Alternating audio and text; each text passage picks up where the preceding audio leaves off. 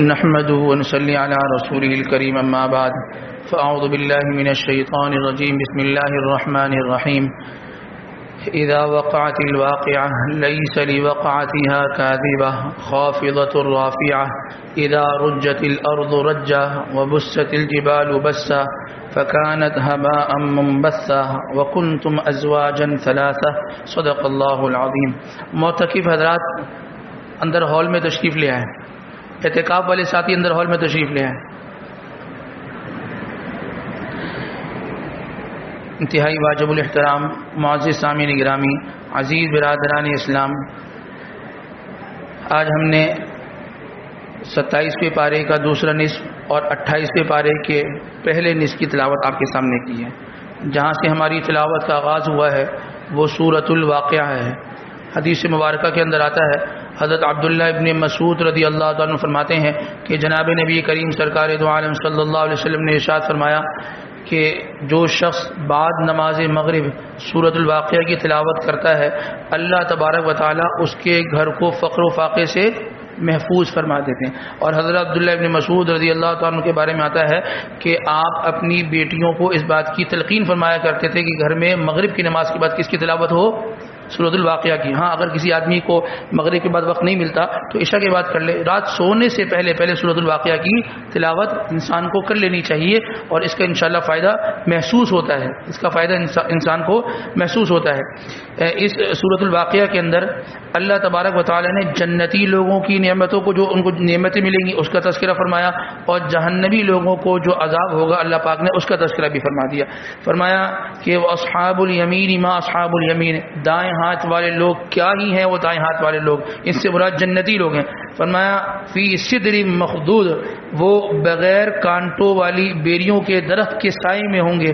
وطلح منضود، اور وہ بھرے ہوئے جو سائے والے جو درخت ہوتے ہیں کیلے کے، ان کے درخت کے نیچے وہ رہیں گے. وظل ممدود، اور ان کے سائے لمبے ہوں گے. وماء مسکوب، اور بہتا ہوا پانی ہوگا. وفاکہۃ کثیرہ، ڈھیر سارے ان کے پاس جو ہے وہ پھل ہوں گے.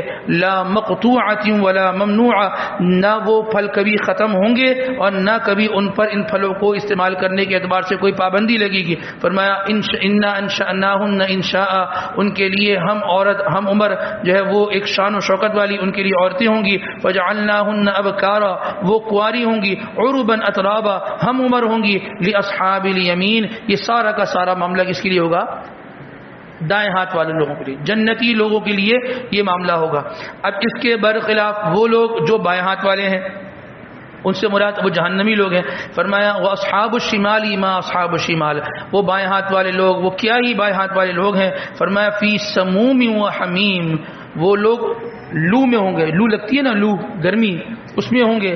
اور حمیم، اور کھولتا ہوا پانی ہوگا. اور فرمایا وظل من یحموم، اور سیاہ دھواں جو ہوتا ہے، سیاہ رنگ کا جو دھواں ہوتا ہے اس دھوئیں کے اندر ہوں گے. لا بارد ولا کریم، نہ ان کو کوئی ٹھنڈک ملے گی کہ بھائی چلو گرمی ہے، ابھی لو چل رہی ہے، تھوڑی ہوا چل جائے گی، دن میں گرمی ہے چلو رات کو ہوا چل جائے گی، ایسا کچھ بھی نہیں ہو، کوئی ہوا نہیں ملے گی. ولا کریم، اور نہ کسی قسم کا ان کو کوئی فائدہ حاصل کرنے کا موقع ملے گا. اور فرمایا انہم کانوا قبل ذلک مترفین، یہ وہ لوگ تھے کہ جو دنیا کی زندگی کے اندر بڑے عیش و عشرت کے اندر رہتے تھے. وہ کہتے تھے کہ نیند پوری ہونی چاہیے، فجر ہو یا نہ ہو، پیسہ آنا چاہیے حلال ہو یا نہ ہو، اپنی نگاہوں کو اپنی مرضی کی اس طرح استعمال کرنا ہے، دل کو اس سے تسکین ملنی چاہیے، وہ اللہ نے جائز رکھا ہو یا نہ ناجائز رکھا ہو، اپنی مرضی کے مطابق زندگی گزارنے والے لوگ تھے. تو فرمایا کہ ان کے ساتھ یہ سارا کا سارا معاملہ ہوگا. تو عزیز دوستوں، یہ دو قسم کے لوگوں کا تذکرہ کر دیا، دونوں نعمتوں کا تذکرہ کر دیا. اب انسان ظاہر سی بات ہے کس کو لے گا؟ دائیں ہاتھ والے جو جنتی لوگوں کی نعمتیں ہیں، وہاں کے محلات، وہاں کے پھل، وہاں کے فروٹ، اور وہاں کے اندر یہ جو نعمتیں ہوں گی، یہ نعمتیں انسان لینے کی کوشش کرے گا تو اس کے لیے محنت کرنی پڑتی ہے، اس کے لیے محنت کرنی پڑتی ہے. ایک دنیا کے اندر ایک چھوٹا سا فلیٹ لینے کے لیے آدمی کتنی بیسیاں ڈال رہا ہوتا ہے، کتنی تگ و دو کر رہا ہوتا ہے. کیا کرنا ہے بھائی؟ اپنا چھوٹا سا ایک فلیٹ لے لیں. ہم کرائے کے مکان کے اندر رہتے ہیں، ہم کیا لے لیں؟ ایک چھوٹا سا فلیٹ لے لیں. اس کے لیے کتنی محنتیں کر رہا ہوتا ہے. اور جنت کا محل آدمی کو فری میں مل جائے، جنت کا محل فجر میں سوتے وقت میں مل جائے، جنت کا محل آدمی کو اپنی مرضی کے مطابق زندگی گزارنے میں مل جائے، ایسا نہیں ہو سکتا. ایسا نہیں ہو سکتا، یہ اللہ کا قانون ہی نہیں ہے، اللہ کا نظام ہی نہیں ہے. تو جنت کا محل حاصل کرنے کے لیے دنیا کے فلیٹ حاصل کرنے سے کئی زیادہ محنت کرنی ہوگی، کئی زیادہ. انسان اوور ٹائم لگاتا ہے، ڈیوٹی زیادہ کرتا ہے. اس لیے جب جنت میں محلات چاہیے تو اس میں بھی راتوں کو اٹھنا پڑے گا، راتوں کو جاگنا پڑے گا. من طلب العلا سہر اللیالی بقدر القط تکتسب المعالی. جو آدمی بلندیاں چاہتا ہے نا، جس آدمی کو بلندیاں چاہیے ہوتی ہیں تو وہ آدمی کیا کرتا ہے؟ بقدر، وہ آدمی سہر اللیالی، وہ آدمی راتوں کو جاگتا ہے، وہ آدمی راتوں کو جاگتا ہے. اور جس آدمی کو رات کا جاگنا آ گیا، اور جس آدمی کو رات کو جاگنے کا مزہ آ گیا، تو اس آدمی کے تو کیا ہی کہنے ہیں، اس آدمی کے کیا ہی کہنے ہیں. بھائی یہ کرسیاں چھوڑ دو، آپ کا کام ہے یہ.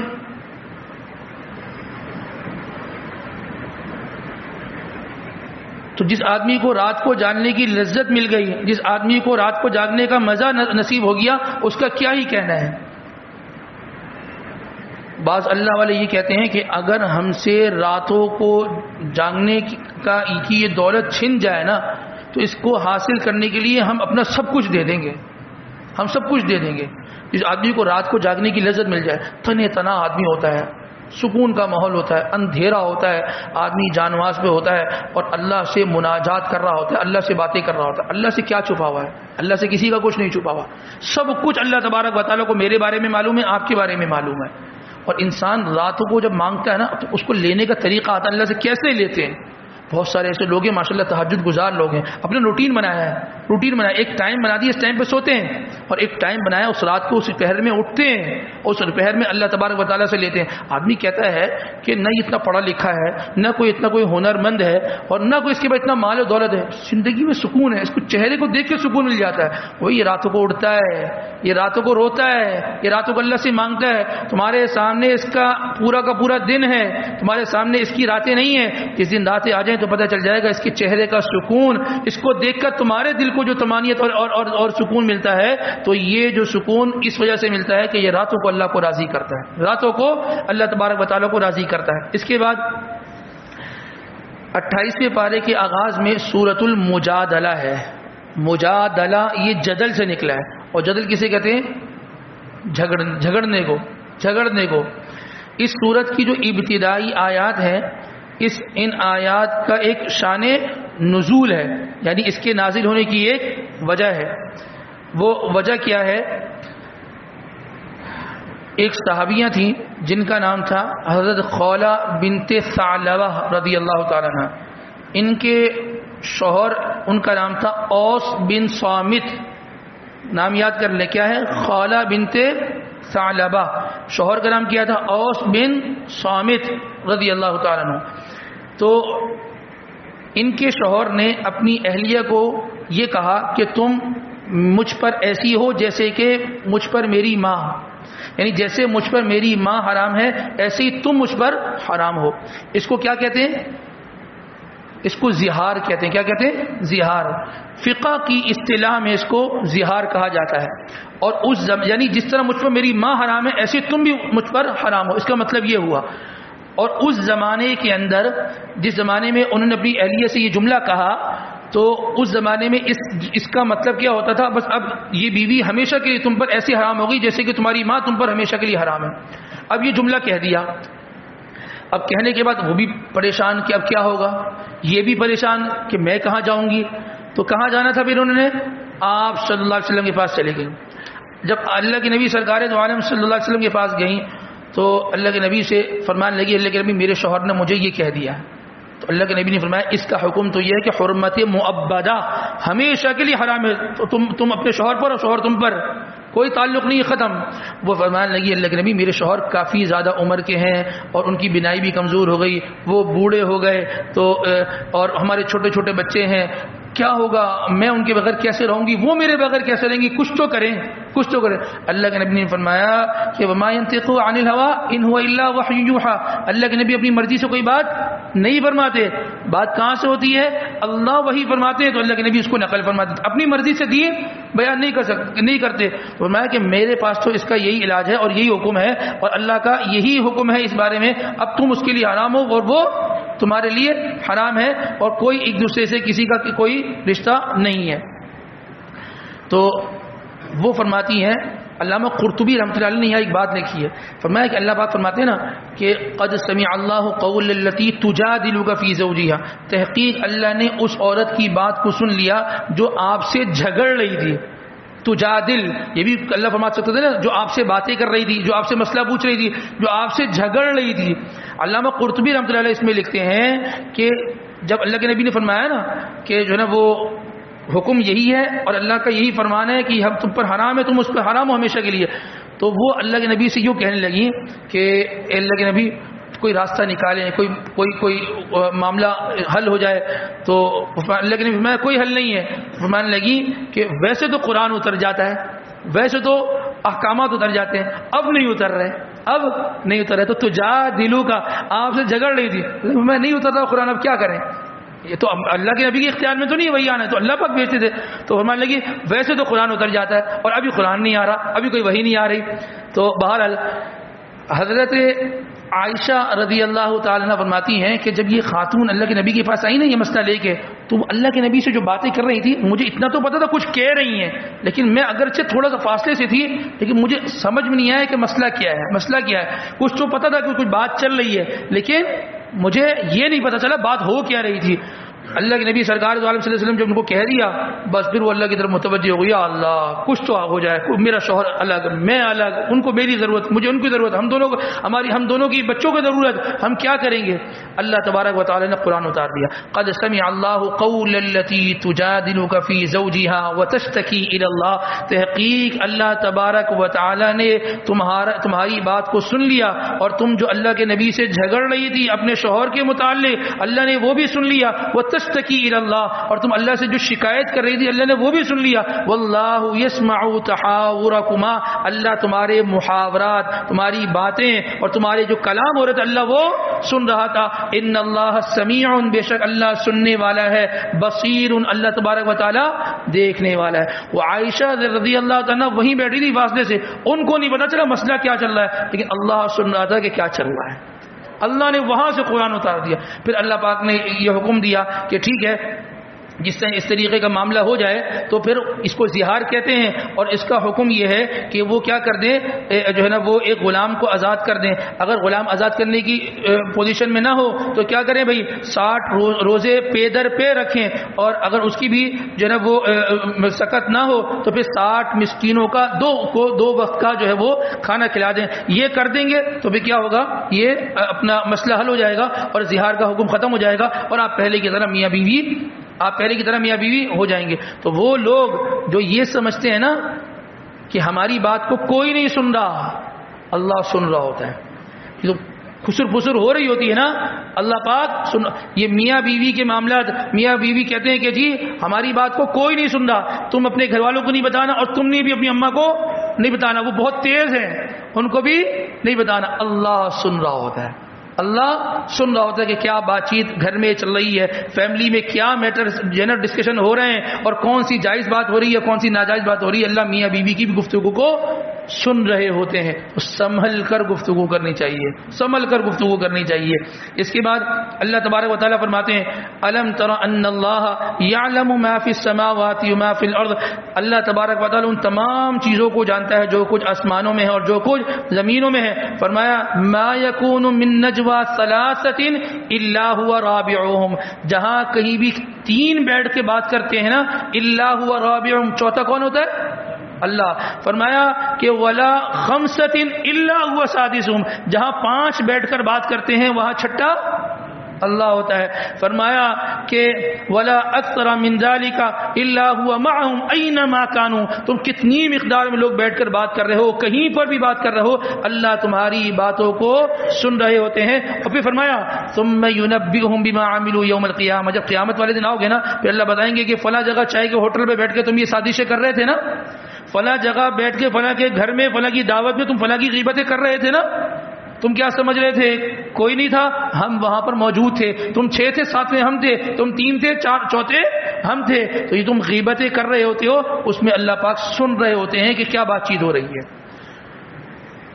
جو کمرہ بند کر کے موبائل فون میں محترم و محترمہ لگے ہوتے ہیں نا کہ کوئی نہیں دیکھ رہا، کوئی نہیں سن رہا، یہ سمجھ لیں اللہ تبارک و تعالیٰ دیکھ رہے ہوتے ہیں، سن رہے ہوتے ہیں کہ یہ کیا ناجائز کام ہو رہے ہیں اور کیا بے حیائی والے کام ہو رہے ہوتے ہیں۔ تو اللہ کا حلم ہے، اس کا رحم ہے کہ اسی وقت پکڑ نہیں آ جاتی، ورنہ اللہ کی قسم اگر اللہ چاہے نا، اللہ اسی وقت ہمیں زمین کھول کر ہمیں اندر دفن کر دے، ہمارے چہروں کو بگاڑ دے، ہمارے چہرے بتائیں، لوگ یہ دیکھ کے کہیں کہ یہ وہ آدمی ہے کہ جو تنہائیوں میں گناہ کرتا ہے۔ گناہ کرنے کے لیے کیا ڈھونڈتے ہیں؟ تنہائی ڈھونڈتے ہیں۔ تنہائی، ہماری تنہائی اگر محفوظ ہو جائے نا تو یہ سمجھیں کہ 50% گناہوں سے محفوظ ہو جائیں گے، تنہائیاں محفوظ ہو جائیں، مجمع میں بیٹھ کے کوئی گناہ نہیں کرے گا۔ وہ آدمی جس کے دل میں اللہ نے مہر ہی لگا دی ہو نا، پھر وہ مجمع بھی نہیں دیکھتا، وہ جمع غفیر بھی نہیں دیکھتا، وہ گلی کا چوک بھی چوراہا بھی نہیں دیکھتا، پھر وہ حرکتیں کرتا ہے کہ بس پھر وہ آدمی ہوتا ہے جس کے دل میں مہر لگی ہوتی ہے۔ لیکن جو آدمی تھوڑی بہت حیا جس کے اندر ہوتی ہے نا، تو وہ لوگوں کے سامنے گناہ پھر بھی نہیں کرتا، تنہائیوں میں جا کے گناہ کرتا ہے، اپنے گناہ کرنے کے لیے تنہائی کو تلاش کرتا ہے۔ تو عزیز دوستوں تنہائی کا جو معاملات ہیں نا اپنے صاف کر لیں، تنہائی کو اپنا بہترین بنا لیں، انشاءاللہ جلوت میں بھی گناہ نہیں ہوں گے، انشاءاللہ خلوت میں بھی گناہ نہیں ہوں گے، گناہوں سے آدمی کیا ہو جائے گا؟ پاک ہو جائے گا۔ کتنا آسان سا نسخہ بتا دیا، کتنا آسان سا نسخہ بتا دیا۔ اس کے بعد اللہ تبارک و تعالیٰ فرماتے ہیں یا ایھا الذین آمنوا اذا قیل لکم تفسحوا فی المجالس فافسحوا یفسح اللہ لکم واذا قیل انشزوا فانشزوا یرفع اللہ الذین آمنوا منکم والذین اوتوا العلم درجات۔ اے وہ لوگ جو اللہ اس کے رسول پر ایمان لائے، اذا قیل لکم جب ان سے کہا جائے تفسحوا فی المجالس، بھائی جگہ بنا دو، کیا کر دو؟ جگہ بنا دو، تو کیا کر لیا کرو؟ فافسحوا، جگہ بنا دیا کرو، یفسح اللہ لکم، اللہ تمہارے دلوں کو کشادہ کر دے گا، تمہارے درمیان کشادگیاں پیدا کر دے گا، تمہاری رزق اور روزی میں کشادگیاں پیدا کر دے گا، تمہارے مکانات میں کشادگیاں پیدا کر دے گا، تمہاری زندگی کے اندر جو تنگیاں ہیں، جو بندشیں ہیں، ان کو اللہ پاک ختم کروا دیں گے۔ کتنا مختصر سا عمل ہے۔ اصل میں ہوا یہ تھا کہ آپ صلی اللہ علیہ وسلم اصحاب صفا کے ساتھ، صفا کا جو چبوترا ہے وہاں تشریف فرما تھے، کچھ کبار صحابہ جو پہلے ایمان لائے اسلام لائے وہ آ گئے۔ اب جب آ گئے تو وہاں جگہ فل تھی تقریباً، اب وہ کھڑے ہیں، ابھی معاملہ ہے، اب کیا کریں؟ کبھی کبھار جو نا وہ اس طریقے کی سچویشن ہو جاتی ہے، اللہ تبارک و تعالیٰ نے فوراً یہ آیت نازل فرمائی یا ایھا الذین آمنوا، اے وہ لوگوں جو اللہ اس کے رسول پر ایمان لائے، اذا قیل لکم تفسحوا فی المجالس، جب تم سے کہا جائے مجلسوں میں جگہ بناؤ تو جگہ بنا دیا کرو۔ پھر کیا ہوا؟ اللہ کے نبی نے اسے فرمایا کہ آیت نازل ہو گئی ہے، وہ اٹھے اور ان کے بارے صحابہ کو جگہ دی، اور وہ اس کے بارے صحابہ وہاں پر جا کر بیٹھ گئے، اور پھر جو ہے وہ درس کا سلسلہ شروع ہوا۔ اس لیے آگے فرمایا والذین اوتوا العلم درجات، وہ حلقہ کس کا تھا؟ علم کا حلقہ تھا۔ وہ حلقہ کس کا تھا؟ تعلیم کا حلقہ تھا۔ اگر ان حلقوں کے اندر آنے والوں کی رعایت رکھو گے، اللہ تمہیں علم عطا فرمائے گا، اور اہل علم کو اللہ نے بلندی عطا فرمائی ہے۔ اہل علم کو اللہ تبارک و تعالی نے جس کے پاس علم ہوتا ہے نا، علم، اس کی بڑی ویلیو ہوتی ہے، بڑی ویلیو ہوتی ہے۔ عطا ابن ابی رباح رحمۃ اللہ علیہ ایک بڑے محدث گزرے اور بڑے فقیہ تھے۔ کتابوں میں یہ لکھا ہے ان کی شکل و صورت کے بارے میں، حالات لکھے ہیں، کب پیدائش ہوئی، کہاں ہوئی، کیا ان حالات میں قد قامت بھی لکھی۔ میں کوئی لمبے قد کے نہیں تھے، تھوڑے چھوٹے قد کے تھے، تو میں نے سیاہ رنگ تھا، اور یہ بھی لکھا ہے، لکھنے والے نے لکھا ہے تاریخ کہ ان کی جو ناک تھی وہ لوبیا کی طرح بڑی چھوٹی سی ناک تھی، یہ لکھا۔ لیکن اللہ نے علم کیا دیا تھا، علم کے پہاڑ تھے۔ اس وقت کا جو بادشاہ تھا ہشام ابن عبد الملک، اس نے کہا کہ حج کا موقع تھا، یہ بھی حج کرنے کے لیے گئے ہوئے تھے، تو وہ جو ہشام ابن عبد الملک کو کوئی شرعی مسئلہ پوچھنا تھا، تو وہ شرعی مسئلہ پوچھنے کے لیے جو نا ان کے پاس گئے۔ اب جب گئے تو اپنے ساتھ اپنے لڑکوں کو لے گیا، ہشام ابن ملک بادشاہ اپنے لڑکوں کو ساتھ لے گیا۔ جب لے کر گئے تو خادم سے کہا، وہ خیمے میں اپنی عبادت کر رہے تھے، تو ان سے کہا کہ جی ان سے ملاقات کرنی ہے۔ ان کا وہ نماز پڑھ رہے ہیں، جیسی فارغ ہوتے ہیں میں آپ کو بتاتا ہوں، آپ بیٹھ جائیں۔ وہ بیٹھ گئے۔ جب وہ نماز سے فارغ ہوئے عطا ابن ابی رباح، تو ان سے کہا کہ وہ اب سے یہ مسئلہ پوچھنے کے لیے آئے۔ جب مسئلہ انہوں نے کہا جی اچھا جی، تو بادشاہ ایسے بیٹھے تھے نا، تو بجائے اس کے کہ وہ اٹھتے اور بادشاہ کی طرف متوجہ ہوتے، رخ بیت اللہ کعبے کی طرف، یعنی جس طرف نماز پڑھے تو اسی طرف رہا، صرف ایسا چہرہ پھیرا، جی خیریت، کیسے آنا ہوا؟ نے کہا حضرت وہ شرعی مسئلہ پوچھتے ہیں، حج کے بارے میں کوئی مسئلہ پوچھنا ہے۔ جی پوچھیں، مسئلہ بتایا، انہوں نے کہا کہ ٹھیک ہے اب جا سکتے ہیں۔ تو اس نے ہشام ابن ملک نے اپنے لڑکوں سے کہا کہ یہ آدمی دیکھ رہے ہو، اس آدمی کو دیکھ رہے ہو، تیرا باپ حاکم وقت ہو کر اس کے پاس آیا ہے، اس کے پاس ہے، کیوں آیا ہے؟ یہ اس لیے آیا کہ اس کے پاس علم ہے، اللہ نے اس کو علم دیا ہے. اس علم کی وجہ سے آج اس کی میں یہ قدر کر رہا ہوں کہ اپنے مصلی پہ بیٹھا ہے اور یہ مجھ سے ایسے بات کرے جیسے کہ عام آدمی سے بات کی جاتی ہے. اور میں چل کر اس کے پاس آیا ہوں تو میں یہ دکھانے کے لیے آیا ہوں دیکھو علم حاصل کرو گے اللہ تبارک و تعالیٰ تمہیں مرتبہ عطا فرمائیں گے. والذین اوتوا العلم درجات، والذین اوتوا العلم درجات، اللہ تبارک و تعالیٰ اہل علم کو درجات عطا فرماتے ہیں. اور ان درجات کی وجہ سے اللہ تبارک و تعالیٰ دنیا میں بھی اور عزت میں بھی اللہ پاک آخرت میں بھی عزت عطا فرمائیں گے. ایک مسلم شریف کی روایت ہے قیامت والے دن جب جنتی ان لوگوں کو اللہ پاک تمام تر نعمتیں دے دیں گے نا تو اللہ تبارک و تعالیٰ پھر جنتی لوگوں سے یہ پوچھیں گے کہ اب کیا چاہیے اور کیا چاہیے. وہ کہیں گے سب کچھ تو مل گیا، جنت مل گئی تو سب کچھ مل گیا، اب اور کیا چاہیے کیا چاہیے. تو وہاں پھر لوگ جو ہے نا علماء سے رجوع کریں گے کہ بھئی آپ بتائیں کہ اللہ سے ہم کیا مانگیں، اللہ نے سب کچھ تو دے دیا، اللہ سے ہم نے اور کیا مانگنا ہے، جنت مل گئی، جنت کی محلات مل گئی، نعمت مل گئی، اب کیا ملے گا. تو اس وقت جو علماء ہوں گے وہ یہ کہیں گے کہ اللہ پاک سے اس بات کی درخواست کرو اللہ ہمیں آپ کا دیدار کرنا ہے، ہمیں آپ کا دیدار کرنا ہے. پھر لوگ کہیں گے کہ یا اللہ، جنتی کہیں گے اللہ ہمیں سب کچھ مل گیا، نہیں ملا تو آپ کا دیدار آج تک نہیں ملا، ہمیں آپ کا دیدار. ادھر بھی علماء جو ہے وہ کام آئیں گے اور علماء جو ہے پھر اس کی طرف رہنمائی کریں گے. اور پھر جو اللہ کا دیدار ہوگا وہ تو دیدار اس جیسا دیدار اس جیسی کی نگاہیں آج تک کسی چیز پر نہیں پڑی جو اللہ کی طرف نگاہیں پڑیں گی، اس کو جو کیا ہی کہنے ہوں گے. اللہ ہر ایک کو یہ دیدار جو ہے وہ نصیب فرما دے. تو اس میں ایک بات یہ ذکر فرمائی کہ جب کوئی مجلس کے اندر آیا کرے تو اس کے لیے جگہ بنا دیا کرو. ہم سفر کرتے ہیں اب تو احترام ختم ہو گیا نا، سفید داڑھی والا ہو کالی داڑھی والا ہو کوئی احترام ہی نہیں ہے نا. وہ بیٹھا ہے تو بیٹھا ہے بھائی ٹھیک ہے، آپ نے اس سیٹ کا پے کیا ہے، آپ نے اس کے پیسے دیے ہیں، لیکن ادب بھی احترام بھی تو کوئی چیز ہوتی ہے نا. کوئی سفید داڑھی والے کا کوئی احترام تو ہوتا ہے نا. مطلب ایسے بات کرتے ہیں کہ وہ بیچارہ وہ شرما جاتا ہے سفید داڑھی والا بھی کہ کیا کس طرف ہم جا رہے ہیں، کس طرح. اصل میں ہوتا کیا ہے، موبائلوں میں دیکھتے ہیں چیزیں ہیں ٹھیک ہے، وہ اس کو سمجھتے ہیں کہ بہت اچھی چیزیں آ رہی ہیں، اب وہ اس کا امپلیمنٹ اپنی زندگی کے اندر کرتے ہیں. اور بے وقوف یہ تو دیکھو تم بول کس کے رہے ہو، تم اس چیز کو اس پر عمل تو کر رہے ہو، لیکن یہ دیکھو تمہارا مخاطب کون ہے، تمہارا اپنا سگا باپ ہے، تمہارا اپنا سگا چچا ہے، وہ سفید داڑھی والا آدمی ہے جس کی زندگی اس پہ گزر گئی، کوئی ادب احترام ہی نہیں رہا، کوئی ادب احترام. کھل کر زبان استعمال ہوتی ہے، کھل کر، یہ بھی نہیں کہ پیٹھ پیچھے بول لو، وہ بھی غلط ہے. منہ پر بولتے ہیں بزرگوں کے، کہاں کیا ادب ہے.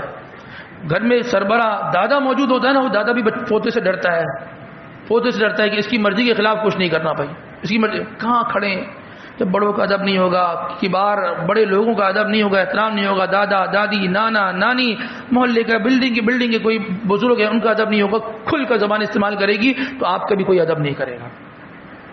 اتنا خراب زمانہ ابھی نہیں ہے، ایسا زمانہ نہ ہے کہ آپ بڑھاپے میں جاؤ لوگ نوجوان جوتے مارے ہیں. حدیث مبارکہ کے اندر آتا ہے آپ صلی اللہ علیہ وسلم نے ارشاد فرمایا کہ اگر تم کو کسی اپنے بزرگ کی خدمت کرو گے، اس کے بڑھاپے میں اس کی خدمت کرو گے، اس کا احترام کرو گے، اس کی ضرورت کو پورا کرنے کی کوشش کرو گے، اللہ حدیث میں آتا ہے، حدیث مبارکہ کے اندر آتا ہے اللہ تبارک و تعالیٰ جب تم بوڑھو ہوگے اللہ تمہارے خدمت کرنے کے لیے لوگوں کو پیدا کر دے گا. اور تم اگر گالیاں دو گے، تم اگر ان کو تنگ کرو گے، تم اگر جملے کسو گے تو پھر تمہارے لیے کیا پیدا ہوں گے؟ ترقی تو ہو رہی ہے نا. تم صرف زبان استعمال کر رہے ہو، کہیں ایسا نہ ہو کہ پھر وہ ہاتھ استعمال کریں، ترقی ہوگی نا، آگے جائیں گے. اے آئی کا زمانہ ہے، سائنس ٹیکنالوجی ترقی کر گئی تو نوجوان بھی تو ترقی کرے گا نا. لہذا ادب احترام یہ بہت زیادہ ضروری ہے. کبھی کوئی سواری میں کہیں جا رہے ہیں، ٹھیک ہے بھائی آپ نے پیسے دیے ہیں، آپ کا پیسہ آپ کو مبارک ہو، لیکن اس پر آپ کو کیا ملے گا؟ فَافْصَحُوا يَفْصَحِ اللَّهُ لَكُمْ. اللہ تمہاری زندگی میں کشادگی دے گا، تمہاری رزق میں برکت دے گا، تمہارے قلب کے اندر وسعت دے گا، تمہارے مال میں وسعت دے گا، تمہارے گھر میں وسعت دے گا، تمہاری رزق روزی میں وسعت دے گا.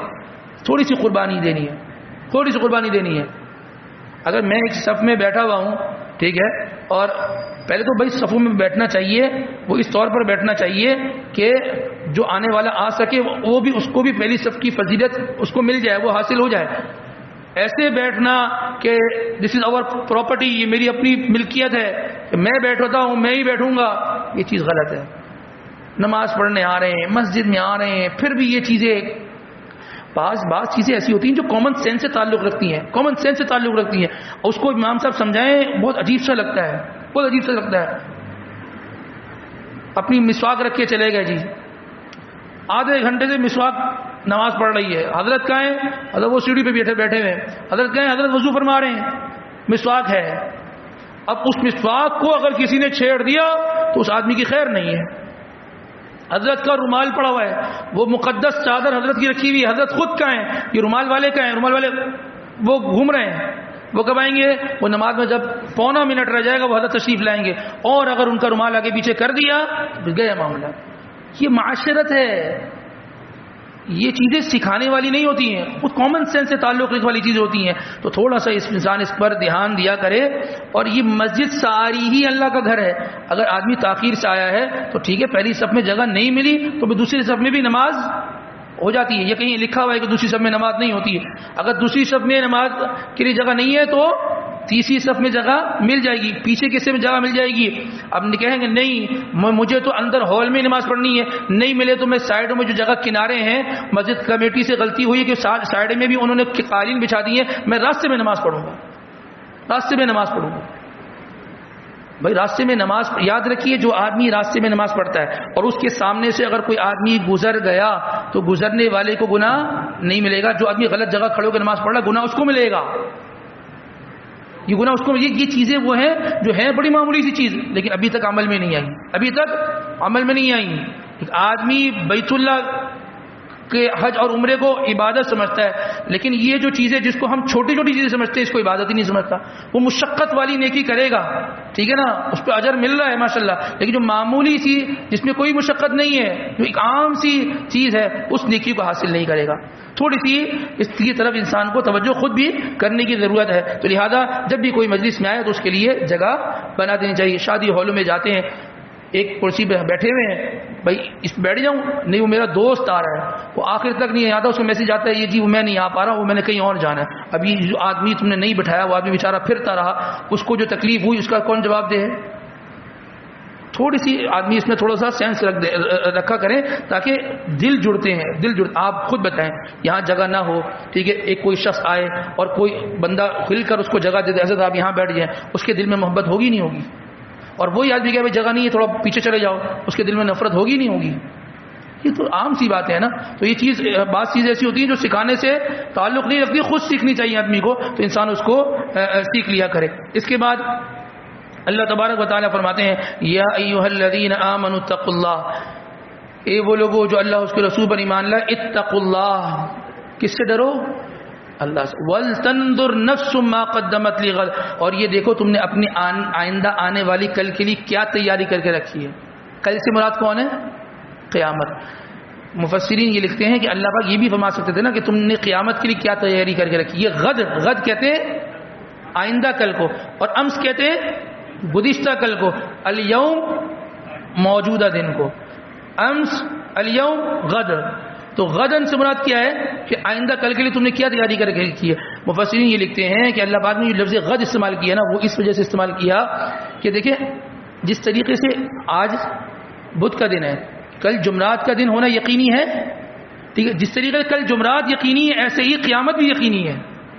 اور جس طریقے سے غد آئندہ کل کتنے گھنٹے بعد آ جائے گا، 8 گھنٹے بعد، 10 گھنٹے بعد، 12 گھنٹے بعد نئے دن آ جائے گا نا، ایسے ہی قیامت بھی چند گھنٹوں بعد آ جائے گی. اتنی قریب ہے قیامت، اتنی قریب ہے.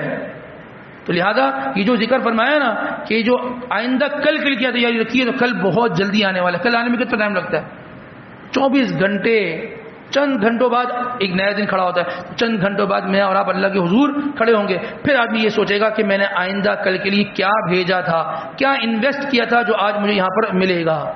آدمی بڑھاپے کے لیے انویسٹ کرتا ہے نا کہ میں طرف سکون سے بیٹھ کر کھاؤں گا. اصل انسان کا فیوچر اور انسان کی جو زندگی ہے وہ تو آخرت کی ہے. وہاں آدمی یہ دیکھے گا چلو میں نے اب دنیا سے کیا چیز جمع کر کے آخرت میں بھیجی تھی جس کا مجھے کیا ہو وہ فائدہ ہو، اور اس فائدے سے انسان جو ہے نا وہ اپنی آخرت کی زندگی بنانے والا ہو. اس کے بعد سورۃ الممتحنہ ہے. ممتحنہ یہ امتحان سے ہے، آزمائش سے. اس صورت کے آغاز میں اللہ پاک فرماتے ہیں یا ایھا الذین آمنوا، اے وہ لوگوں جو اللہ اس کے رسول پر ایمان لائے، لا تتخذوا عدوی وعدوکم اولیاء، جو میرے اور تمہارے دشمن ہیں ان کو دوست مت بناؤ، مشرکین اور کفار سے دوستی نہ کرو۔ اصل یہ آیت نازل کیوں ہوئی تھی؟ ایک صحابی تھے جن کا نام تھا حضرت حاطب ابن ابی بلتع، حاطب ابن ابی بلتع رضی اللہ تعالیٰ عنہ۔ یہ مدینے میں تھے اللہ کے نبی کے پاس، اور ان کے جو گھر والے وہ مکہ میں تھے، اور ان کے گھر والوں کو مشرکین مکہ وہاں تکلیف پہنچاتے تھے۔ اب ان کے پاس خبریں پہنچتی تھیں کہ کبھی بیٹی کو مارا، کبھی بیٹے کو مارا، کبھی بیوی کو مارا، اور وہ پریشان رہتے تھے کہ میں تو یہاں ہوں۔ اچھا، ان کو ہجرت بھی نہیں کرنے دے رہے تھے کہ وہ یہاں آ جائیں ان کے گھر والے، یہ بڑے پریشان رہتے تھے کیا ہو۔ پھر ہوا یہ کہ آپ صلی اللہ علیہ وسلم نے جو نا اس بات کا ارادہ کیا کہ آپ حملہ کریں اور مشرکین مکہ سے جا کے جو نا وہ جنگ ہو، لشکر تیار ہونے لگا۔ جب لشکر تیار ہونے لگا نا تو ان کے ذہن میں ایک بات آئی، وہ یہ بات کہنے لگے کہ میں اگر اس موقع پر اللہ کے نبی جو لشکر تیار کر رہے ہیں، خفیہ طور پر تیار کر رہے ہیں، اگر اس لشکر کے تیار ہونے کی خبر مشرکین مکہ کو دے دیتا ہوں نا تو یہ میرا ان پر کیا ہو جائے گا، ایک احسان ہو جائے گا، اور اس احسان کا بدلہ یہ ہوگا وہ میرے بیوی بچے جو وہاں ہیں ان کو تکلیف نہیں پہنچائیں گے۔ تو انہوں نے کیا کہ ایک خط لکھا، اس خط کے اندر یہ لکھا کہ آپ صلی اللہ علیہ وسلم جو ہے وہ لشکر تیار کر رہے ہیں اور وہ تم پر حملہ ہونے والا ہے، اور تم جو ہے نا اپنی یعنی خبر دے دی ان کو نا۔ یہ خط کس کے حوالے کیا؟ مکہ سے ایک مغنیہ آئی تھی، کون؟ مغنیہ، گانا گانے والی، اس کو دیا، کہا کہ یہ لے جاؤ اور جا کے یہ مشرکین مکہ کے سرداران قریش ان کو دے دینا۔ وہ نکلی یہاں سے اور وہاں سے وہی آئی، وہاں سے وہی آئی۔ اللہ پاک نے یہ آیات نازل فرما دی کہ یہ جو مغنی آئی تھی، اس مغنیہ کے ذریعے سے حاطب ابن ابی بلتع نے ان کو خبر پہنچا دی، ان کو خبر پہنچا دی۔ آپ صلی اللہ علیہ وسلم نے حضرت علی کرم اللہ وجہہ کو اور کسی ایک اور صحابی کو ساتھ بھیجا کہ جب وہ مغنیہ ہے اور اس کے پاس جو ہے نا وہ خط ہوگا، وہ خط لیا ہو۔ تو انہوں نے تلاش کیا بھی کہاں ہے وہ مغنیہ، راستے میں مل گئی، وہ جا رہی تھی مکہ کی طرف۔ اس سے بولا کہ بھائی وہ خط دو، اس کو پیسے اجرت بھی دی تھی کہ تمہیں اجرت دیتا ہوں، تم یہ خط پہنچا دینا۔ اس کو کہا کہ وہ خط نکالو، وہ کہنی کون سا خط؟ کہنا خط تمہارے پاس ہے، وہ خط دو۔ اس نے کہا میرے پاس کوئی خط نہیں، صاف انکار کر دیا، کچھ بھی نہیں ہے میرے پاس۔ انہوں نے کہا ایسا نہیں ہو سکتا، رسول اللہ صلی اللہ علیہ وسلم بتلائیں اور نہ ہو، خط تمہارے پاس ہے۔ اس کو کہا اگر تم نے نہیں دیا تو ہم خود تلاشی لے کے تم سے خط نکال لیں گے۔ اب انہوں نے کہا نہیں کہ یہ بات ہے تو بھائی تلاشی لے لیں گے، یہ نہیں ہو سکتا۔ رسول اللہ صلی اللہ علیہ وسلم نے فرمایا کہ تمہارے پاس خط اور نہ ہو۔ اللہ کی نبی کی بات پتھر کی لکیر ہے، پتھر کی لکیر بھی شاید ہلکی ہو لیکن اللہ کی بات اس سے بھی زیادہ مضبوط بات ہے۔ تو اس نے خط نکال کر دے دیا، یہ خط ہے۔ اچھا جی، وہ خط لے کر اللہ کے نبی کے پاس آ گئے، اللہ کے نبی یہ خط ہے۔ میں بولا حاطب ابن ابی بلتع کو بلاؤ، وہ آ گئے۔ میں کہ ہاں بھائی حاطب یہ خط پہچانتے ہو؟ انہوں نے دیکھا ہاں پہچانتا ہوں۔ میں نے کہ یہ کیا ہے بھائی؟ تو عمر فاروق رضی اللہ عنہ کھڑے تھے، تلوار نکال لی فوراً۔ مان لگے اے اللہ کے نبی یہ آدمی یہ منافق ہے، اس کے میں سرتن سے جدا کر دیتا ہوں۔ لیکن میں بس ہلکے ہلکے صبر کرو، تھوڑا سا صبر کرو۔ وہ فرمانے لگے کہ اللہ کے نبی میرا کوئی آپ کے حوالے سے کوئی خیانت کا ارادہ نہیں تھا کہ آپ کی خبر وہاں پہنچاؤں جس سے آپ کو نقصان پہنچے۔ اس بات کا 100% ہمیں یقین تھا، مجھے یقین تھا کہ آپ لشکر تیار کریں گے، باوجود اس کے کہ ان کو پتہ چل جائے کہ لشکر آ رہا ہے، فتح آپ ہی کی ہوگی، آپ کو نقصان نہیں پہنچنا تھا۔ میرا معاملہ کیا تھا کہ اللہ کے نبی میں ان پر یہ احسان کر کے اپنے گھر والوں کو تھوڑا سا راحت پہنچانا میرا مقصود تھا، اس کے علاوہ میرا اور کوئی مقصد نہیں تھا۔ اور پھر جو جملہ ارشاد فرمایا، اے اللہ کے نبی میں منافق نہیں ہوں، میں بدر میں شریک ہوا ہوں۔ میں بدری جو صحابہ ہیں جو 313 ہیں، جو 313 اللہ نے کیا مقام ان کو دیا ہے۔ بزرگان دین اکثر جو وظائف بتاتے ہیں نا، اس میں کیا کہتے ہیں یہ پڑھ لو کتنی مرتبہ 300، کیوں 314 نہیں، راؤنڈ فگر کر لو، 315 کر لو، 310 کر لیں، 320 کر لیں، یہ 313 میں کیا ہے؟ یہ 313 وہ 313 ہیں۔ ان 313 جو تھے نا، ان کا جو ایمان تھا، ان میں سے کسی ایک کا جو ایمان ہے نا، اگر وہ ہمیں مل جائے نا اور ہمیں تقسیم ہو جائے تو ہمارا بیڑا پار ہو جائے گا۔ اس ایک آدمی کا اتنا ایمان تھا، وہ 313 والوں کا۔ تو فرمانے لگے اللہ کے نبی میں بدر میں شریک ہوا ہوں، میں منافق نہیں۔ بس اللہ کے نبی نے بات سنی، فرمایا کہ عمر باقی اس کا عذر ہے اور اس کے عذر کو قبول کرو اور اس کو چھوڑ دو، یہ ہمارا ساتھی اور ہمارا دوست ہے اور ہمارا اس سے ویسے ہی تعلق ہے جیسے پہلے والا تعلق۔ اللہ کے نبی کو بتا دیا کہ اللہ کے نبی یہ حق اور سچ ہے۔ تو بھائی اس آیت میں جو فرمایا نا کہ غیر مسلموں سے تمہاری دوستی نہیں، اللہ پاک نے چوتھے بارے میں فرمایا وَدُّوا مَا عَنِتُّمْ، جب تم تکلیف میں ہوتے ہیں نا وہ بڑے خوش ہوتے ہیں، وہ بڑے خوش ہوتے ہیں. وہ ہمارے محسن نہیں ہے، وہ ہمارے ایمان کے دشمن ہے، ہمارے ایمان کے دشمن ہے. لوگ کہتے ہیں وہ بہت زیادہ سمجھدار ہیں، وہ بہت زیادہ پڑھے لکھے ہیں. پڑھے لکھے لوگ یہ حشر کرتے ہیں جو غزہ میں حشر ہوا ہوا ہے. یہ پڑھے لکھے ہیں، یہ پڑھے لکھے ہیں، یہ بڑے قانون دان ہیں جو قانون کی دچیاں اڑا کے رکھ دی انہوں نے. وہ بڑے سوفوکیٹڈ لوگ ہیں کہ جو غزہ کی ماں بہنوں کے دوپٹے چھین رہے ہیں. وہ بڑے نرم طبیعت والے لوگ ہیں جو غزہ کے دودھ پیتے بچوں، ان سے کیا ڈر ہے تمہیں؟ تم یعنی اسلام اور اہل ایمان کا اتنا ڈر کہ تم چھوٹے چھوٹے بچوں سے ڈر رہے ہو. ان کے دودھ تم نے چھین لیے.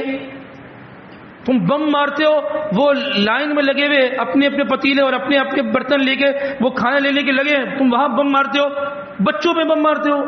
یہ کیا کریں گے؟ نہتے معصوم ہیں. تم ان سے نہیں ڈرتے، ان کے اندر موجود ایمان سے ڈرتے ہو. لہذا جو لوگ اس بات کی فکر اور کوشش کرتے ہیں نا کہ ہماری باہر تعلقات بن جائیں، وہ لوگ بہت اچھے لوگ ہیں. کیا کہتے ہیں جی امام صاحب، اصل میں ہم ان کو دین کی دعوت دے رہے تھے. کیا دے رہے تھے؟ یا محلے میں لوگ کم ہیں، سینکڑوں لوگ وہ ہیں کہ جو مسجد آنے کے لیے تیار نہیں ہیں، ان کو دعوت دو نا. جو آدمی مسلمان نہیں ہے اس کو تم اسلام میں داخل کرو، جو پہلے سے مسلمان ہے اس کو تو کم سے کم مسجد میں داخل کر لو، اس کو پورا پورا اسلام میں داخل کر لو. ایک بچہ، ہم یہ مثال دیتے ہیں کہ بھائی ہم کوشش کر رہے ہیں کہ جی میرا بیٹا حافظ قرآن بن جائے، لیکن ایک بیٹا ایسا ہے کہ جو حافظ قرآن ہے لیکن قرآن بھول گیا. تو کوشش زیادہ کس پہ کرنی چاہیے؟ جو بھول گیا اس کو تو یاد ہو، جو حاصل تھا وہ چلا گیا نا، اس کو کوشش کرے. اور جو نہیں ہے اس کے بعد میں آدمی محنت کرے. پہلے جو حاصل شدہ چیز تھی وہ چلی گئی، اس کو تو حاصل دوبارہ کرے. وہ آسان ہے یا یہ آسان ہے؟ ادھر محنت ہو رہی ہوتی ہے اور یہاں پر یہ شیطان کا دھوکہ ہے، شیطان کا دھوکہ ہے. تو لہذا وہ غیر جس کو اللہ نے، اللہ کے نبی نے فرمایا کہ ہمارے نہیں ہیں تو ہمارے نہیں ہو سکتے، یہ اللہ کے نبی کی بات ہے. میری سمجھ میں آئے یا نہ آئے اور میری بات میرے دماغ میں اترے، دل میں اترے یا نہ اترے، بہرحال اللہ تبارک و تعالی ہمیں ان تمام تر باتوں پر کہنے سننے کے ساتھ ساتھ عمل کی بھی توفیق نصیب فرمائے. وآخر دعوانا الحمدللہ رب العالمین. اللهم انت السلام ومنك السلام تبارك يا ذا الجلال والاكرام. ربنا آتنا في الدنيا حسنة وفي الآخرة حسنة وقنا عذاب النار. اللهم اعنا على ذكرك وشكرك وحسن عبادتك. اللهم لا مانع لما اعطيت ولا معطي لما منعت ولا ينفع ذا الجد منك الجد. وصلى الله وسلم على النبي الكريم وعلى آله وصحبه اجمعين برحمتك يا ارحم الراحمين.